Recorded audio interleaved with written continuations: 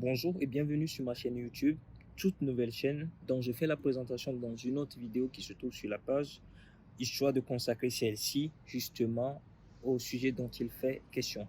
Donc je vous invite à vous abonner, activer la cloche de notification pour recevoir les notifications sur mes publications à venir et surtout pensez à liker cette vidéo.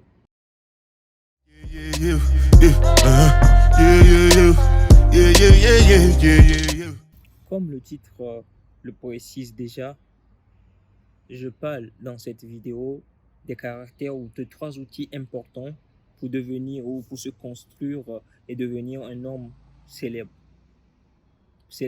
dans sa catégorie. La foi en soi, la détermination et la concrétisation sont 3 outils pour se créer une personnalité en perpétuelle prospérité. Je ne parle pas là d'une histoire religieuse ou de religion. Je préfère le dire tout de suite en début de cette séquence pour ne pas faire fuir mes abonnés. Les grands hommes que l'humanité a connus jusqu'à ce jour ont pu réaliser leurs rêves grâce à ces 3 outils d'importance capitale. Vous connaissez sans doute l'histoire de Nelson Mandela, l'histoire de Barack Obama, de Vladimir Poutine, ce puissant homme qui fait bouger le monde dans toutes ses dimensions en ce 21e siècle, Rosa Parks, Nkosazana Dlamini Zuma et bien d'autres personnalités encore. Toutes ces célébrités ont un point en commun, pour ne pas dire ont beaucoup de points en commun. Il s'agit tout d'abord d'un rêve, d'une envie, ou mieux, d'une ambition qui va susciter entre-temps une foi en soi. Parlons de cette foi en soi. Prenons le cas de Vladimir Poutine, quelqu'un qui a eu une enfance un peu difficile, qui traînait avec des délinquants du quartier, a commencé par fumer, et lorsqu'il sera repris par sa maîtresse d'école, celle-ci lui montra ce qu'est la voie des grands hommes de l'URSS dans le temps. Le jeune Vladimir a senti ce rêve comme nous tous, au moins l'avons senti une fois dans notre enfance. Pour le coup, dans le cas du jeune Poutine, c'est un rêve utopique suscité par une envie relative, j'allais dire. Relative pourquoi?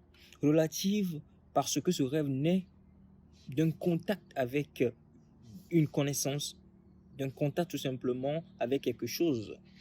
Une fois que l'on ressent cette envie, toutes nos pensées se dirigent vers cette ambition pendant 2 ou 3 jours. Ça vous est arrivé, j'espère. Pour certains, ça peut durer moins, une demi-journée. Mais cette ambition disparaît très très rapidement dans la plupart des cas. C'est en cela que c'est un rêve utopique. Il faut le dire. Dans les cas les plus rares que cette envie devienne réalité, la personnalité du rêve intervient à 100%. Cette personnalité se traduit par la foi qu'a le rêveur en lui-même. Je peux le faire. Yes, I can. Yes, we can. Barack Obama, il a compris cela. Il savait que non seulement nombreux étaient les Américains qui le soutenaient dans sa présidence, dans sa campagne présidentielle à accéder au pouvoir aux États-Unis, mais au fond de lui, il sentait qu'il avait cette capacité à diriger la plus grande puissance mondiale. Devenir président pour lui, c'était chose faite avant même qu'il ne soit élu. Mais être capable de gouverner, il en était encore plus sûr, beaucoup plus sûr d'ailleurs. Je prends le cas simple pour illustrer cette partie, cette clé qui est la foi en soi. C'est, voyons, un brillant élève en classe de terminale qui prépare son bac, lui sait déjà que logiquement à 90%, il va réussir aux examens.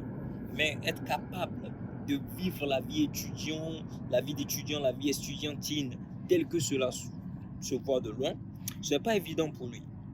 Ça peut paraître difficile. Toi qui suis cette vidéo, déjà, ne fais plus cette erreur de jugement, d'auto-jugement.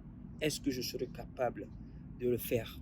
Est-ce que si on me mettait dans cette situation que moi-même je veux cette situation, mais arrivé à un moment donné, on se pose la question, est-ce que je suis capable de tenir dans cette situation? Mais tu sais très bien que c'est ton ambition. Tu as peur de ton ambition?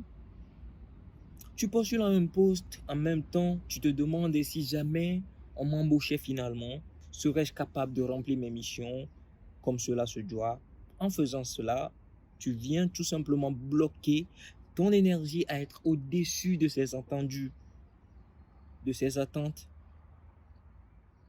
Thomas Sankara n'a pas hésité une seule fois, ok, à montrer qu'il était prêt à diriger le Burkina Faso avant de devenir président, de devenir l'homme du pouvoir. Même en étant Premier ministre sous les ordres de Jean-Baptiste Ouédraogo, son président, Sankara menait des actions dignes d'un président. Et ceci à la surprise de tout le monde, de tout le Burkina en ce temps. Petite anecdote, il est arrivé même qu'il a reçu le puissant Kadhafi au Burkina Faso en l'insu du président de Jean-Baptiste Ouédraogo qui ne savait pas que Kadhafi, l'homme puissant de l'Afrique, atterrissait à Ouagadougou. Thomas Sankara prenait des risques parce qu'il était au fond lui-même convaincu de sa force, de sa capacité à réussir ses ambitions si on le mettait dans cette position de président. Il y a tellement d'exemples, je peux tout citer, je ne peux pas. Il y en a tellement. La deuxième clé, parlons justement de la deuxième clé pour ne pas perdre de temps, c'est la détermination, la deuxième clé. Dès que naît l'envie, tout d'abord, si l'on n'a pas confiance en ses capacités à réaliser cette envie, à aller jusqu'au bout, il n'y a même pas raison de parler de cette deuxième clé. Ce sont des choses qui sont complémentaires, ok? La deuxième clé qui est l'élément majeur de l'accomplissement de tout un projet personnel, ok? Tout projet personnel fait appel à la détermination. Dans cette détermination, on doit remarquer le courage devant les échecs nombreux, l'envie de doubler de force et d'effort après une victoire intermédiaire. Parce que quand tu es en train de faire des efforts pour atteindre un objectif, il y a des petites victoires. Il y a des petites victoires. Je prends un exemple très simple. Un jeune étudiant qui a l'ambition, qui rêve de venir en France pour étudier, qui part de l'Afrique par exemple. Quand il postule dans des universités, avoir une admission dans une université en France, c'est une petite victoire, c'est une victoire intermédiaire. Ça ne veut pas dire que tu vas en France, ça ne veut pas dire que tu es en France déjà. Le visa, c'est ton ambition déjà, c'est-à-dire c'est ce que tu vises. Mais quand tu obtiens ton admission, ça te donne beaucoup plus d'envie de redoubler tes efforts. C'est de ça que je parle en disant redoubler ses efforts après les petites victoires, les victoires intermédiaires. La capacité de pouvoir aussi mettre une différence entre plaisir et moment d'amusement et face à la sérieuxité quand tu es en train de t'efforcer ou tu es dans un processus d'atteindre ton ambition. Et surtout, la capacité à oser franchir certaines lignes qui peuvent jusqu'à aller te coûter la vie. C'est de ça qu'il s'agit, comme le dit quelqu'un, quand on parle de détermination. Cette deuxième clé, d'ailleurs, s'adapte à toute situation selon l'ambition. J'ai parlé tout de suite de capacité à oser franchir certaines lignes qui peuvent vous avérer fatales. Imaginons que dans ton ambition est de devenir un grand homme, un grand entrepreneur dans l'agroalimentaire, par exemple. Tes obstacles ne seront jamais les mêmes que celui qui se bat pour devenir un dirigeant d'une grande nation, une grande puissance, par exemple. Non, vous n'avez pas les mêmes objectifs, vous n'avez pas les mêmes ambitions, vous n'aurez jamais les mêmes obstacles. Je remets toujours le contexte de notre frère qui vient d'avoir le bac et qui se demande si réellement il va pouvoir réussir ses ambitions académiques. Ses obstacles seront principalement les partiels. Et quand les partiels, c'est-à-dire les examens à l'université, et quant à sa capacité à pouvoir franchir certaines lignes, il sera amené des fois à tricher. Par exemple, si une matière s'avère un peu difficile ou beaucoup plus compliquée à valider, les grands hommes trichent, sachez-le. Ce n'est pas un bon conseil, je le dis tout de suite. Je ne suis pas en train de donner un conseil à dire si tu veux devenir un grand homme, tu dois tricher. Je ne dis pas que c'est ça le cas, mais sachez que les grands hommes trichent beaucoup pour atteindre leur objectif. Ce n'est pas le sujet de cette vidéo. Vous voyez en quelque sorte comment il n'est pas tâche facile de réaliser de grandes ambitions, parce que plus l'ambition est grande, plus les obstacles pour atteindre sur le chemin, pour atteindre cette ambition, sont 2 fois plus importantes et 2 fois plus considérables. Parlons maintenant de la troisième clé, j'ai cité, qui est le couronnement de tous ces efforts réalisés en amont, c'est la concrétisation, la matérialisation, on peut dire, la mise en forme. Tu as tout fait, maintenant il faut concrétiser. Et comme je le dis, cette clé paraît l'étape la plus facile, mais non, détrompons-nous, elle est tout autant difficile que les deux précédentes clés. Une chose est de tuer un serpent, disait mon papa, mais une chose encore est de pouvoir couper sa tête. De vous à moi, si on demandait à savoir entre tuer le serpent et lui couper sa tête, c'est quoi l'étape la plus difficile? Vous me direz sans doute tuer le serpent. Bah oui, vous n'avez pas tort. Mais couper sa tête, que ça s'avérait aussi compliqué. Parce que vous savez, un serpent mort, même mort, pour lui couper sa tête, sa queue peut aussi toujours balancer. Certaines personnes ont peur de concrétiser leur effort. C'est comme une relation de couple.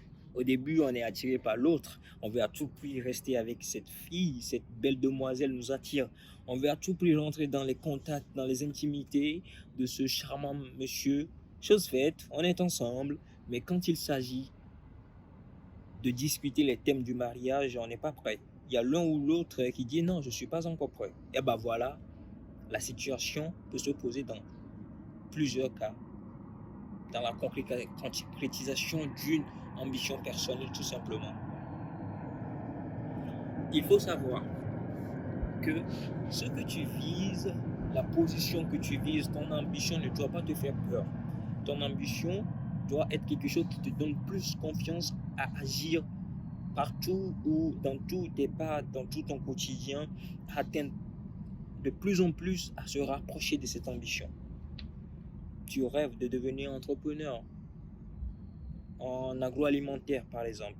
Qu'est-ce que tu fais? Quels sont tes petits pas qui montrent que d'ici là, d'ici quelques années ou d'ici quelques mois, on va t'appeler entrepreneur de débutant dans ce domaine? Est-ce que tu commences par prendre des cours de management? Pas forcément. Est-ce que tu commences par faire un petit truc, un petit job à côté ou à entreprendre, comment dire, comme petite entreprise ou je sais pas, des petits pas. Et quand tu le fais, et quand tu as des victoires intermédiaires, comme je l'avais dit, il n'y a pas besoin de s'arrêter là et se dire, bah voilà, j'ai atteint mon objectif. Non, c'est pas ce que tu t'es fixé au début. Que les petites victoires, les victoires intermédiaires ne nous fassent pas oublier l'objectif principal à atteindre. Et surtout, loisirs, amusement, les moments de plaisir ne doivent pas nous dérouter, ne doivent pas nous dérailler de notre chemin. Les trois clés sont très importants et sont complémentaires pour se forger un caractère puissant. Et les études l'ont montré. Tous ceux qui arrivent à respecter ces trois étapes ont toujours une victoire. Mais n'oublions pas, il y a des échecs sur cette route. Mais ce sont ces échecs qui te forgent encore plus.